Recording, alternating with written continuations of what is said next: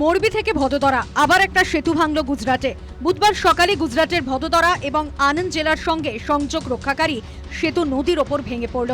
এই মর্মান্তিক ঘটনায় মারা গিয়েছেন 10 জন। আশঙ্কাজনক অবস্থায় উদ্ধার হয়েছেন বেশ কিছু জন। পুলিশ সূত্রে খবর, এই ঘটনার সময় সেতুর ওপর বহু গাড়ি চলছিল।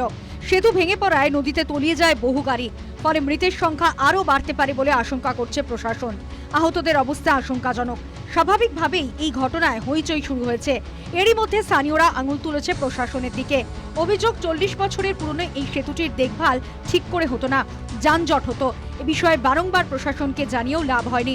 প্রত্যক্ষদর্শীদের দাবি, ঘটনার সময় দুটি ট্রাক, একটি বোলেরো এসইউভি ও একটি পিকআপ ভ্যান সহ 4টি গাড়ি পার হওয়ার সময় ভেঙে পড়ে। প্রত্যক্ষদর্শীদের আরও দাবি, সেতু ভাঙার আগে বিকট শব্দ হয়। দমকল বাহিনী, স্থানীয় পুলিশ ও জেলা প্রশাসনের সদস্যরা ঘটনাস্থলে পৌঁছে তাৎক্ষণিক উদ্ধার কাজ শুরু করে।